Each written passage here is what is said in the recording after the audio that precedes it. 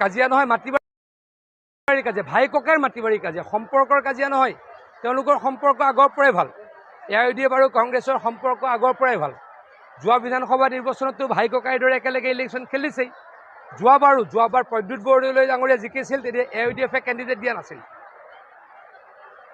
গৌৰৱ গগৈ ডাঙৰীয়া জিকিছিল, তেতিয়া AIUDF candidate দিয়া নাছিলে।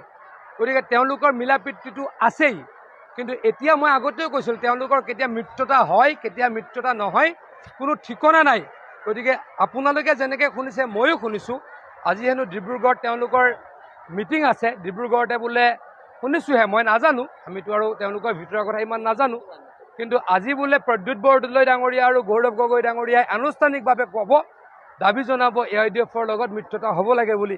এয়া তেওঁলোকৰ স্বভাৱ, এয়া তেওঁলোকৰ চৰিত্ৰ। তেওঁলোকৰ চৰিত্ৰৰ পৰা মানুহৰ লাভ নহয়। সেইটো বাৰু বাদ দিয়ক, তেওঁলোকৰো এইবিলাক কৰি একো লাভ নহয়।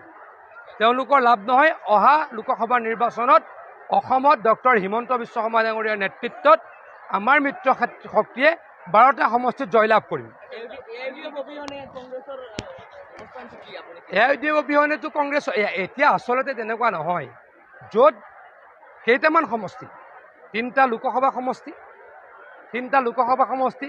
20টা পৰা 22টা বিধানসভা সমষ্টিত, তাতে কংগ্ৰেছ আৰু AIUDFে মই ইয়াৰ ভোট ল'ম, মই তাৰ ভোট ল'ম, সেইটোৱে যুদ্ধ চলি থাকিব।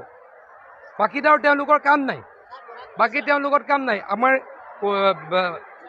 আমাৰ এইটো আমাৰ শিলচৰতো তেওঁলোকৰ কাম নাই। শিলচৰতো কাম নাই, তেজপুৰত কাম নাই, কাজিৰঙাত কাম নাই, যোৰহাটত কাম নাই, ডিব্ৰুগড়ত কাম নাই, গুৱাহাটীত কাম নাই, মঙলদৈত কাম নাই। তেওঁলোকৰ 2টা পাৰ্টিৰে কাম 3টা সমষ্টিতে আছে। 3টাতে তেওঁলোক কাজিয়া লাগিলে কি নষ্ট হৈ যাব।